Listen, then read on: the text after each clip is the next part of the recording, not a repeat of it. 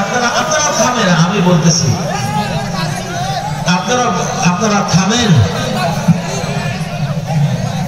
বাংলাদেশে ওয়াজ মাহফিলে চোখ তুলে কথা বলবে এমন ক্ষমতা আর কারো থাকবে না ইনশাআল্লাহ। এটা সহ্য করব না। এটা আবু সাইদের বাংলাদেশ, এটা হাজার হাজার বুক ঝাঁঝরা শহীদের বাংলাদেশ।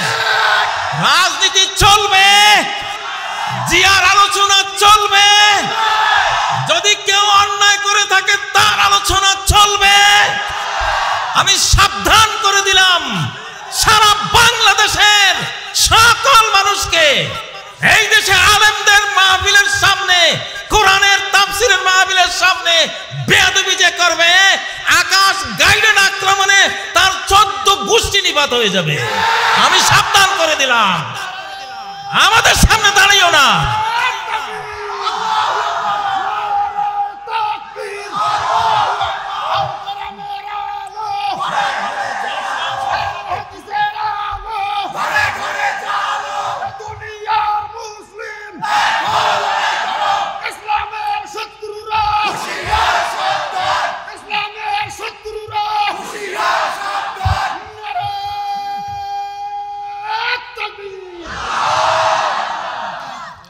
এইটা কাজী ইব্রাহিম, এটা নরমাল পাবলিক না। যখন 25টা গাড়ি দিয়ে আমাকে ঘেরাও করেছিল, 25টা গাড়ি একা ঘরের মধ্যে রয়ের স্তূপের উপরে দাঁড়িয়ে এই কাজী ইব্রাহিম ঘোষণা দিয়েছিল স্বাধীন বাংলাদেশ জিন্দাবাদ। এই কাজী ইব্রাহিম ঘোষণা দিয়েছিল মুক্ত বাংলাদেশ জিন্দাবাদ। রয়ের গুলির সামনে, তাদের হাজারো প্রস্তুতির সামনে, দিল্লি থেকে ঢাকা নেটওয়ার্কের সামনে দাঁড়িয়ে এই কাজী ইব্রাহিমে বলেছিলাম হিন্দুস্তানি রাজাকার ধর ধর মার মার। এটা সেই কাজী ইব্রাহিম। এটাকে মনে করো না মৌলভী সাহেব একজন, এটা নরমাল মৌলভী না। এটা গোটা পৃথিবী কাঁপিয়ে দেওয়ার মতো সাহস রাখে, ক্ষমতা রাখে ভেতরে। এটা তার বন্ধুকে নিয়ে চলে। আমার শিশুকাল থেকে আমি বন্ধু বানিয়েছি রব্বুল আলামিনকে। কত বড় বেয়াদব! এই বেয়াদবকে মাপ চাইতে বলেন, মাপ চাইতে বলেন। ইন্নাল হামদালিল্লাহি নাহমাদুহু ওয়া নাস্তাঈনুহু ওয়া নাস্তাগফিরুহু ওয়া নু'মিনু বিহি ওয়া নাতাওয়াক্কালু আলাইহি। من يهد الله فلا مضل له ومن يضلل فلا هادي له وأشهد أن لا إله إلا الله وحده لا شريك له وأشهد أن محمدا عبده ورسوله أما بعد فأعوذ بالله من الشيطان الرجيم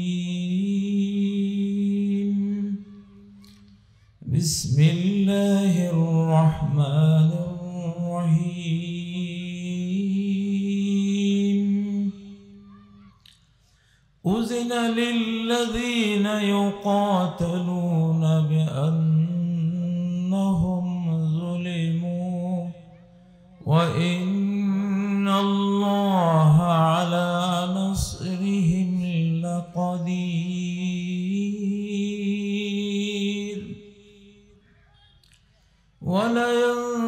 ولينصرن الله من ينصره إن الله لقوي عزيز الذين إن مكناهم في الأرض أقاموا الصلاة وآتوا الزكاة وأمروا بالمعروف ونهوا عن المنكر ولله عاقبة الأمور صل على محمد وعلى آل محمد كما صليت على إبراهيم وعلى آل إبراهيم إنك حميد مجيد اللهم بارك على محمد وعلى آل محمد كما باركت على إبراهيم وعلى آل إبراهيم إنك حميد مجيد বড়বিল মন্থনা হেল্পফুল ফজল মানব কল্যাণ সংগঠনের উদ্যোগে আয়োজিত তৃতীয় বার্ষিক তাফসিরুল কোরআন মাহফিলের অধ্যক্ষার সভাপতি জনাব হাফিজ মোহাম্মদ আব্দুল হাকিম মুহতামিম রহমতপুর রহমানিয়া কওমি মাদ্রাসা রংপুর আজকের এই তাফসিরুল কোরআন অনুষ্ঠানের প্রধান অতিথি জনাব মোহাম্মদ রুহুল আমিন প্রতিষ্ঠাতা সভাপতি গঙ্গাছড়া উন্নয়ন ফোরাম সহসভাপতি বাংলাদেশ জাতীয়তাবাদী প্রচার দল কেন্দ্রীয় কমিটি ঢাকা আজকের এই মাহফিলের প্রধান আকর্ষণ বিশ্বজয়ী হাফেজ হুজাইফা এবং অন্যান্য ওলামা একরাম সম্মানিত সুধী আমার সম্মুখে সমবেত ইমান দীপ্ত লড়াকু রংপুরের সর্বস্তরের মুসলিম ভাইরা পর্দার অন্তরালে সম্মানিত মা ও বোনেরা বক্তব্যের প্রারম্ভেই ওই আল্লাহকে স্মরণ করছি যার স্মরণ হলো আমাদের জীবন যাকে ভুলে গেলে সেই ভুলে যাওয়াই হলো আমাদের মরণ মাসালুল্লাযী ইয়াযকুরুল্লাহ ওয়াল্লাযী লা ইয়াযকুরুল্লাহ কামাসালিল হাইয়্যি ওয়াল মাইয়িত যে আল্লাহকে স্মরণ করে আর যে আল্লাহকে স্মরণ করে না তাদের দুজনের উপমা হলো যে স্মরণকারী সে জীবিত আর যে স্মরণ করে না সে মৃত সে মরা লাশ আওয়ামান কানা মাইতান ফাআহইয়িনা হযরত ওমর সম্বন্ধে আল্লাহ বলেন এই ওমর মৃত ছিল যখন সে আমাকে স্মরণ করত না আমাকে যখন মনে রাখত না তখন সে ছিল মরা মৃত ডেড বডি তারপর আমি তাকে জীবিত করলাম জীবন দিলাম লা ইলাহা ইল্লাল্লাহ যেদিন সে অন্তরে নিল মুখে উচ্চারণ করলো সেদিন থেকে সে জীবন পেল সুবহানাল্লাহ তাহলে সম্ভবত জওহরলাল নেহেরু আইয়ুব খানকে বলেছিল যে তোমরা মুসলিমরা তোমাদের ইতিহাসে হলো খালি রক্তের ইতিহাস মারামারির ইতিহাস আর দেখো আমরা আছি হিন্দুরা আছে আমাদের মধ্যে কোনো মারামারি নাই মিথ্যা কথা বলেছিল আইয়ুব খান উত্তর দিয়েছিল যে দেখো যদি 100টা জীবিত ষাঁড় কোথাও থাকে 100টা ষাঁড় গরু যদি থাকে তো সেই জীবিত 100টা ষাঁড় গরু অবস্থা কি হবে আর মরা যদি 100টা গরু কোথাও রাখা হয় ওগুলির অবস্থা কেমন হবে কথা বুঝেছেন যেগুলি আল্লাহরে পায় নাই এগুলি সব মরা গরু সব কি মরা গরু এদের জীবনের কোনো ভ্যালু নাই এগুলি চিটা গৃহস্থেরা ধান যখন কেটে আনে যেগুলি চিটা ভেতরে কিছু নাই চাল নাই এগুলিকে চুলার মধ্যে ফেলে ঠিক না তো মানুষ যেগুলির ভিতরে সার নাই শ্বাস নাই মানে লা ইলাহা ইল্লাল্লাহ নাই, মানে ঈমান নাই। ধানের ভিতরে চাল না থাকলে যা হয়, মানুষের ভিতরে ঈমান না থাকলে তাই হয়। যে মানুষের ভিতরে ঈমান নাই এটা চিটা, এটা কি চিটা, এটা আল্লাহ তাআলা ছুলাই ফেলবেন। কোথায় ফেলবেন? ওয়াফিন নারি হুম খালিদুন, জাহান্নামের চুলায় চিরকাল এগুলি জ্বলবে পড়বে, কোনো নিষ্কৃতি নাই। আমরা কি চিটা হতে চাই? কেউ? কারা কারা চিটা হতে চান? কেউ না? মাশাআল্লাহ, আমরা সবাই কি হতে চাই? ধান হতে চাই নাকি? আলহামদুলিল্লাহ। বাংলাদেশে চিটা আছে না নাই? আছে। বাংলাদেশের চিটা চিনা আর ধান চিনার একটা উপায় বলি। যেগুলি ভারত বিরোধী এগুলি ধান, আর যেগুলি ভারতের বন্ধু বাংলাদেশে থাইকা এগুলি কি চিটা। এগুলি কি? আমার প্রধান অতিথি খুব ভালো বিষয় আমাকে মনে করিয়ে দিয়েছিলেন। আমি ভাবছিলাম গঙ্গাছড়া কোন ধাঁচের বক্তৃতা করা ঠিক হবে, ভাবতেছিলাম। আসলে তো এটা আবু সাইদের এলাকা,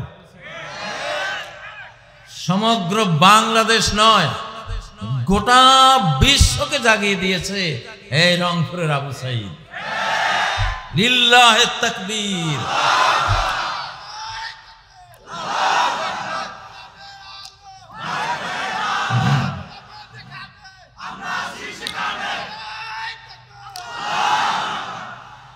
আবু সাইদ, আমি 1984 সালে আপনাদের এলাকায় ছিলাম। 84 থেকে 88 সাল,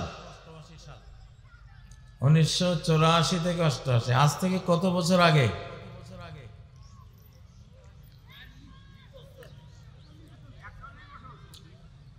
প্রায় 40 বছর আগে আমি শিক্ষকতা করে গেছি আপনাদের এখানে। তো আবু সাইদ হলো আমার ছাত্রের ছাত্র। আবু সাইদ জাফরপাড়া আলিয়া মাদ্রাসার পাশে তার বাড়ি। ওখানকার ভাইস প্রিন্সিপাল হলো আমার ছাত্র আব্দুর রহিম। মৌলানা আব্দুর রহিমের কাছে ছোটকাল থেকে সে পড়ছে এই আবু সাইদ। তাহলে আবু সাইদের আত্মত্যাগের মধ্যে আমাদেরও কিছু সওয়াব আমলনামায় হয়তো লেখা গেছে ইনশাআল্লাহ। আল্লাহ বলেন ওয়ানাকতুবু মা কদ্দামু ওয়া আসারহুম ওয়া কুল্লা শাইইন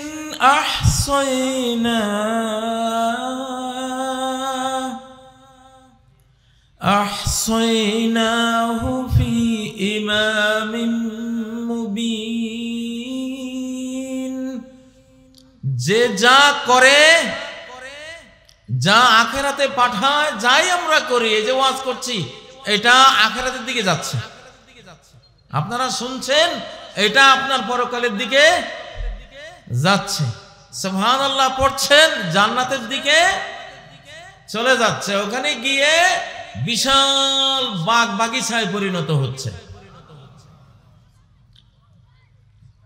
আপনার পুত আমেরিকা থেকে ডলার পাঠালো, $100 বাংলাদেশে এসে সেটা 10,000 টাকা হয়ে আপনার পকেটে আসছে, ঠিক না? ওই ডলার থাকে না, এই টাকা হয়ে আপনার পকেটে ঢুকছে। তো আপনি যে এখানে সুবহানাল্লাহ পড়লেন, এটা একটা বিকাশ করে দিলেন, এটা জান্নাতে চলে গিয়ে এমন একটা ফলবান বৃক্ষের রূপ নিল, 100 বছর তার ছায়ায় ঘোড়া দৌড়ালেও শেষ হবে না। আল্লাহু আকবার। মান ক্বালা সুবহানাল্লাহি ওয়া বিহামদিহি গুরিসাত লাহু নাখলাতুন ফিল জান্নাহ। ইমাম তিরমিজি এই হাদিসটি বর্ণনা করেন। যে সুবহানাল্লাহি ওয়া বিহামদিহি যে বলবে, সাথে সাথে জান্নাতে তার জন্য অনন্ত অনন্তকাল টিকে থাকবে, কখনো নষ্ট হবে না, এমন এক বিশাল ফলবান খেজুর বৃক্ষ জন্ম হয়ে যাবে।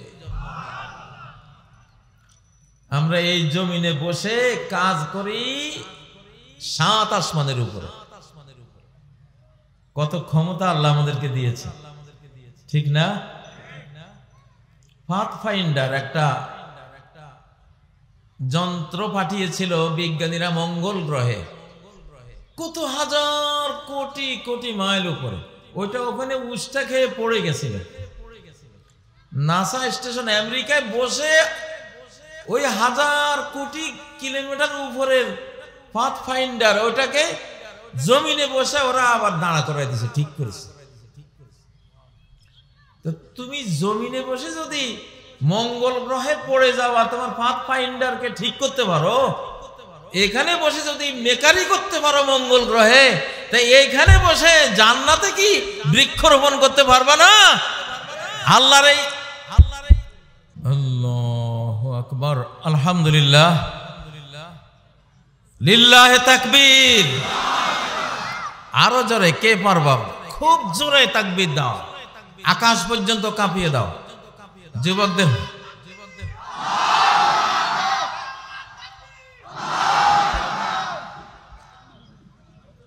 সম্মানিত এলাকাবাসী, বাংলাদেশের জনগণ, শয়তান তো মানুষের শত্রু। ভালো কাজে বাধা দেয়াই হলো তার মিশন এবং ভীষণ।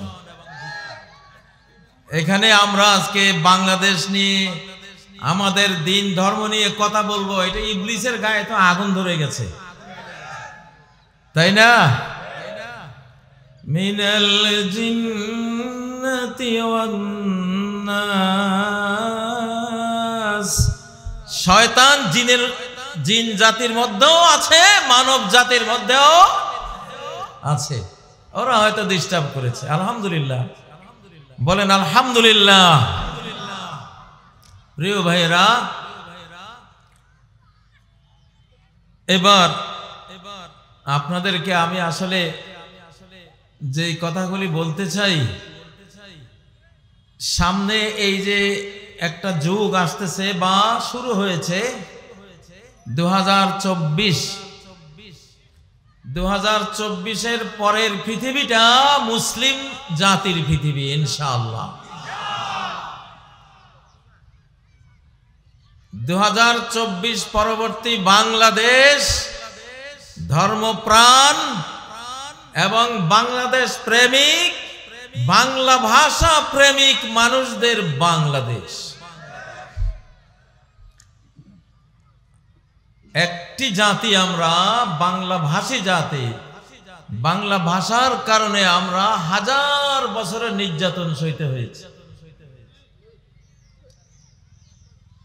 হিন্দি ভাষীরা নির্যাতন করেছে, উর্দু ভাষীরাও নির্যাতন করেছে, ইংরেজি ভাষীরাও লর্ড ক্লাইভের পদ থেকে নির্যাতন করেছে। তবে এবার আল্লাহ তাআলার স্নেহের দৃষ্টি পড়েছে এই বাংলা ভাষী বাংলাদেশী মানুষগুলির উপরে।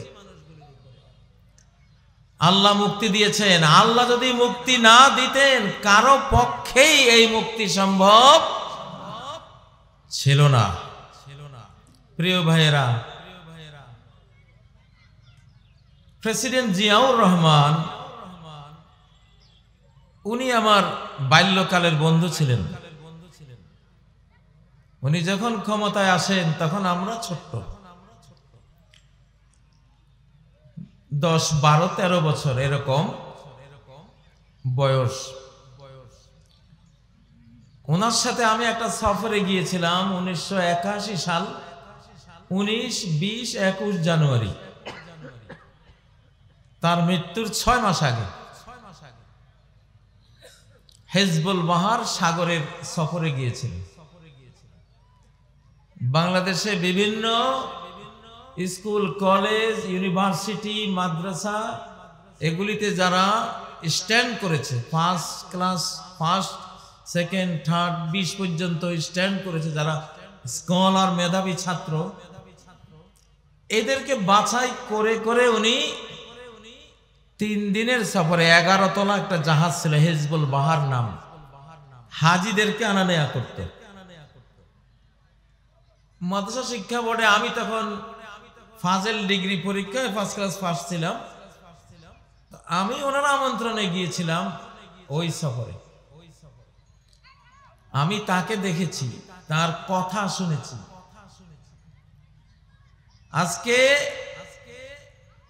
বাংলাদেশে যে পরিস্থিতি, এই পরিস্থিতিতে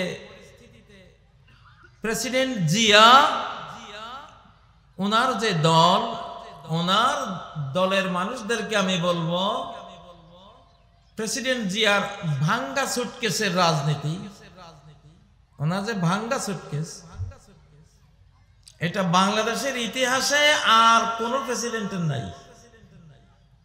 আছে? নাই।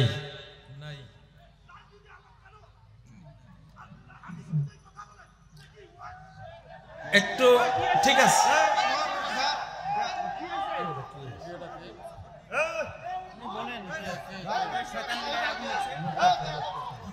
আচ্ছা আচ্ছা ভাইয়েরা, আপনারা থামেন, আমি বলতেছি,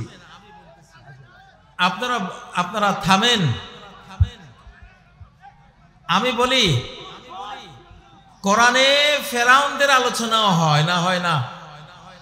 নমরুদের আলোচনা কোরআনে হয় কিনা?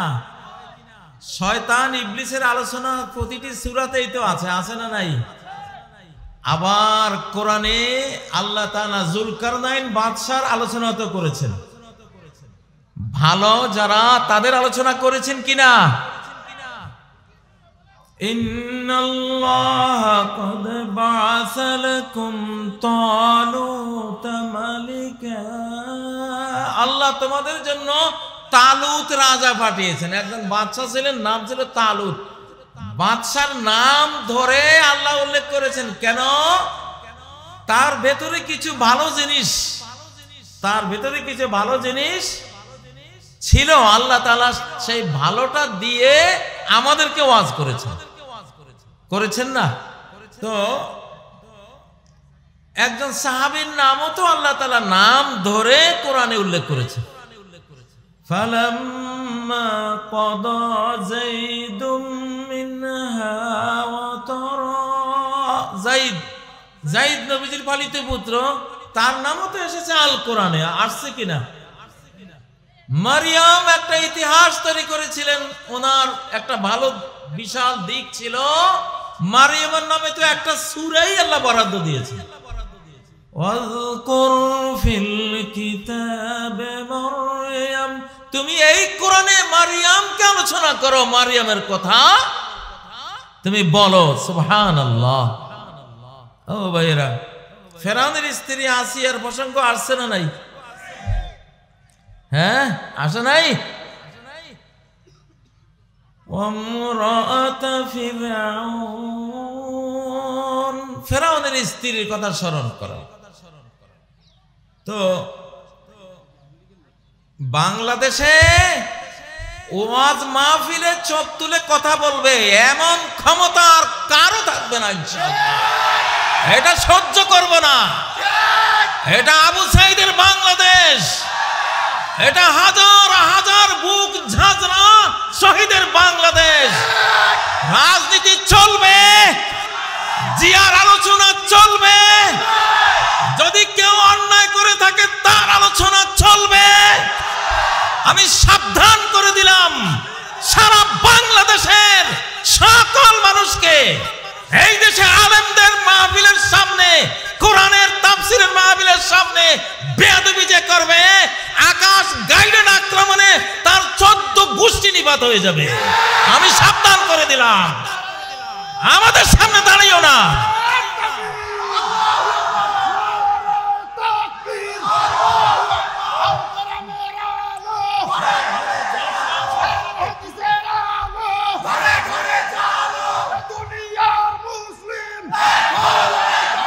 ইসলামের শত্রুরা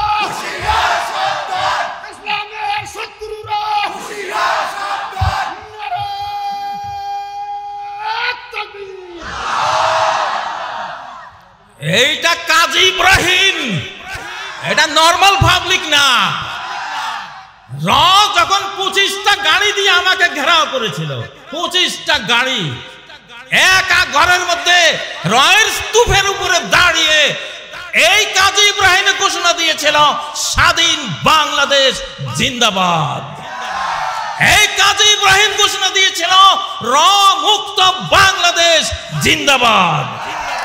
রয়ের গুলির সামনে, তাদের হাজারো প্রস্তুতির সামনে, দিল্লি থেকে ঢাকা নেটওয়ার্কের সামনে দাঁড়িয়ে এই কাজী ইব্রাহিম বলেছিলাম হিন্দুস্তানি রাজাকার, ধর ধর মার মার। এটা সেই কাজী ইব্রাহিম। এটাকে মনে করো না মৌলভী সাহেব একজন, এটা নরমাল মৌলভী না, এটা গোটা পৃথিবী কাঁপিয়ে দেওয়ার মতো সাহস রাখে, ক্ষমতা রাখে ভেতরে।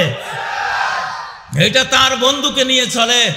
আমার শিশুকাল থেকে আমি বন্ধু বানিয়েছি রব্বুল আলামিনকে। কত বড় বেয়াদব! এই বেয়াদবকে মাপ চাইতে বলেন, মাপ চাইতে বলেন। মাহফিলে সব কিছু চলবে। মাহফিলে যদি কোরআনের শয়তানের কথা আসতে পারে, কোরআনের মাহফিলে জিয়ার কথা আসলে দোষটা কি? শয়তানের চেয়ে খারাপ কেউ আছে? আছে কেউ?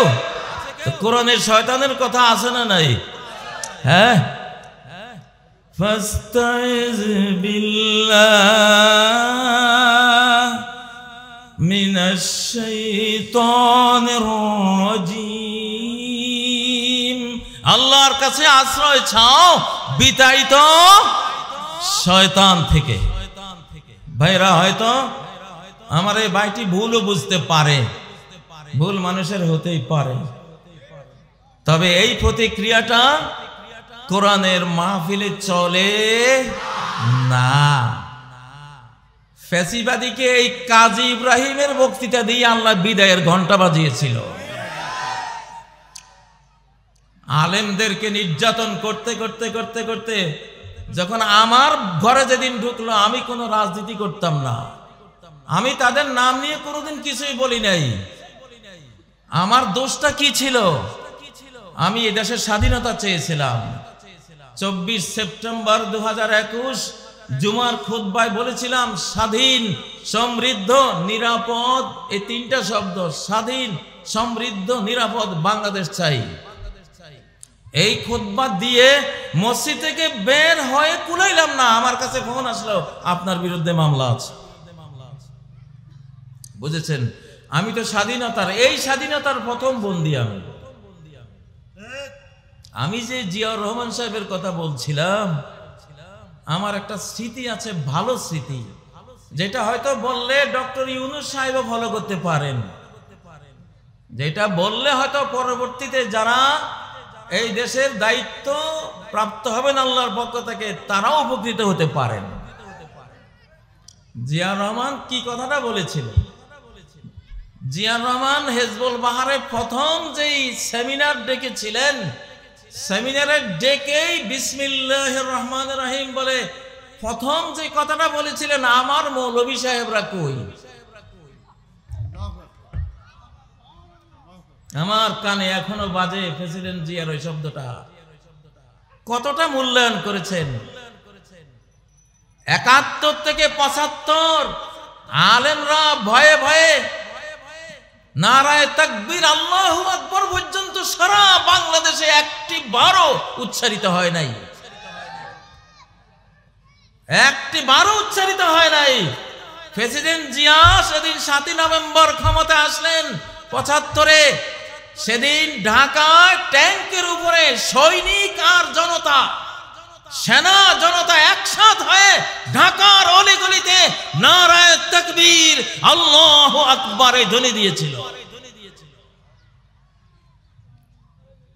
প্রেসিডেন্ট জিয়া, আমি একজন মৌলভী সাহেব, আমার মুখে কেন আসবে এটা? যদি আল্লাহ না করেন, না যদি আল্লাহ যদি প্রেরণাটা ভিতরে না দেন, আমার মুখ দিতে আসতো না।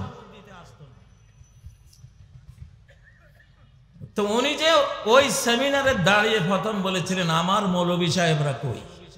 আমি চাই আজকে আমার জিয়ার দলে যারা আছেন ওনারা যে কোনো জায়গায় গিয়ে আগে বলবেন আমার আলেম সমাজ কই। আমি এই জন্য জিয়া সাহেবের প্রসঙ্গটা আনছি। এই বর্তমান প্রেক্ষাপটে আমাদের শত্রু রাষ্ট্র বিএনপি, হেফাজত, জামাত, আলিম ওলামায় দ্বন্দ্ব লাগাবার জন্য হাজার হাজার কোটি টাকা ছাড়ছে, ঠিক নয় কি? তাহলে ওই প্রসঙ্গটা তো আনতে হবে নাকি আনতে হবে না? জিয়ার সাথে তো আপনারা ছিলেন না, আমি ছিলাম সেখানে। ওনার প্রথম বক্তব্য ছিল আমার মৌলভী সাহেবরা কই? আমরা বললাম হ্যাঁ আমরা আছি। তিনি বললেন বিজ্ঞানীরা বলে এই মাটির পৃথিবী একটা অগ্নিপিণ্ড থেকে ছুটে এসে এটা পরে ঠান্ডা হয়ে সবুজ শ্যামল পৃথিবী হয়েছে। জিয়া সাহেব বলেন আমি প্রশ্ন করলাম আচ্ছা বুঝলাম একটা অগ্নিকুণ্ড থেকে ছুটে এসে পৃথিবীটা তৈরি হলো, ওই অগ্নিকুণ্ডটা যার থেকে পৃথিবী ছুটে আসলো ওটা বানাইলো কে? এটা জিয়ার প্রশ্ন, হুবহু এই কথাটাই উনি প্রশ্ন করলেন ওই অগ্নিকুণ্ডটা পিণ্ডটা বানাইলো কে? জিয়া বলছেন এর উত্তর কোন বিজ্ঞানী দিতে পারে নাই, আমার মৌলভী সাহেবরা দিয়েছেন। তিনি আমাদের প্রশ্ন করলেন আপনারা কি জবাব দিয়েছেন? আমরা বলেছিলাম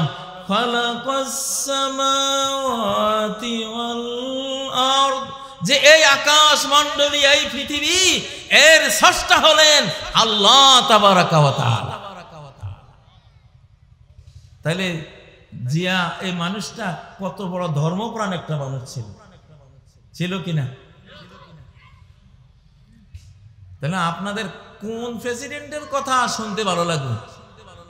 হ্যাঁ, কোন প্রেসিডেন্টের কথা শুনতে ভালো লাগবে? কথা না শুনে প্রতিক্রিয়া করবেন না। জিয়াউর রহমান কি বললেন যে আমার স্নেহের ছাত্রবৃন্দ তোমাদেরকে বাংলাদেশের এই জলসীমানা দেখাবার জন্য নিয়ে এসেছি জাহাজে করে। সে আমাদেরকে প্রশ্ন করেছিল বলো তো তোমাদের মা যখন রুটি বানায়, রুটি বানাবার জন্য আগে আটা দিয়ে একটা কাইয়ের দলা বানায় কিনা? কাইয়ের দলার মধ্যে লবণ দেয়, কি দেয়? এটা জিয়ার প্রত্যেকটা কথা জিয়ার আমার পুরা কম্পিউটারের মতো মুখস্থ আছে তার কথাগুলি। মা যখন কাইয়ের মধ্যে লবণ দেয় সেই লবণটা ওই কাইয়ের কোন জায়গায় থাকে? আমরা বললাম সব জায়গাতেই তো থাকে, কারণ এটা যখন সে এটাকে মন্থন করে, এটাকে যখন এইভাবে হাতে এটাকে ইয়া করে কসলায়, তখন তো লবণটা গোটা কাইয়ের মধ্যে ছড়ায় না। তো উনি বললেন যে দেখো এই পৃথিবীকে মনে করো একটা কাইয়ের দলা, এর মধ্যে আল্লাহ তেলের খনি, গ্যাসের খনি, স্বর্ণের খনি, লোহার খনি, অনেক খনি দিয়েছেন। এগুলিকে মনে করো তোমরা লবণ। তোমাদের মা যে কাইয়ের দলা বানায় সেখানে যে লবণ দেয় এই খনিকে মনে করো লবণ। এখন এই লবণ যেমন গোটা কাইয়ের দলায় থাকে, উনি বলতেছেন তাহলে আল্লাহ যে খনিজ সম্পদ রেখেছেন এই পৃথিবীর ভেতরে, এটা কি শুধু সৌদি আরবে পড়েছে? এটা কি শুধু দুবাই কাতারে আছে? এটা কি বাংলাদেশে পড়ে নাই?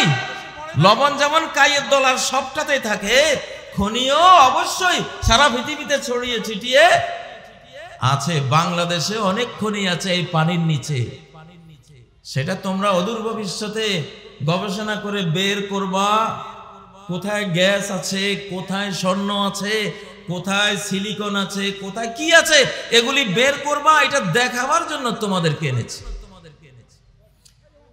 জিয়া সাহেবকে তো মেরেছে ইন্ডিয়ায় এই হিংসা যে এই লোক থাকলে গোটা জাতিকে উজ্জীবিত করে তুলবে, ঠিক নয় কি? আমার বাবা মৌলানা হাফেজ আব্দুল গনি রহমতুল্লাহ আলাই, যিনি দেওবন্দের হোসেন আহমদ মাদানী রহমতুল্লাহ আলাইয়ের সাথে রাজনীতি করতেন, নিজামে ইসলামের নোয়াখালী জেলার সভাপতি ছিলেন আমার পিতা। উনি বলতেন যে আমার 50 বছরের রাজনৈতিক জীবনে আমি একজন প্রেসিডেন্ট পেয়েছি বাংলাদেশের বন্ধু, এটা হলো জিয়াউর রহমান।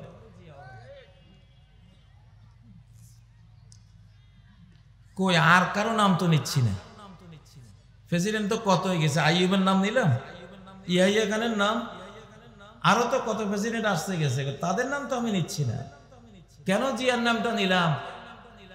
জানাজা দিয়ে প্রমাণ হয় একজন মরে গেছে, কেউ জানাজা পড়েনি, আরেকজন মরে গেছে, সারা বাংলাদেশ চোখের জলে ভাসছিল সেদিন, ঠিক নয় কি? একটা জিনিস তো আছে ভাই। আমরা আশা করব প্রেসিডেন্ট জিয়ার বিএনপি থাকবে বাংলাদেশে, তারা আর আলিম ওলামা ঐক্যবদ্ধ থাকবে, নাকি? আলিম ওলামা তারা ঐক্যবদ্ধ থাকবে, তারা একটা সুন্দর মিলমিশ করে, এইখানে তুমি, ওইখানে আমি, ওইখানে একটা সুন্দর কম্বিনেশন করে তারা যদি চলে, এই দেশে স্বাধীনতা কিয়ামত পর্যন্ত কেউ নষ্ট করতে পারবে না ইনশাআল্লাহ। কিন্তু চেষ্টা করা হচ্ছে পার্শ্ববর্তী দেশ থেকে কিভাবে দূরত্ব তৈরি করা যায়, কিভাবে ভেঙে ফেলা যায়। আমি সেই জন্যই একটা পরামর্শ দেওয়ার জন্য ওনার প্রসঙ্গটা আমি এনেছি।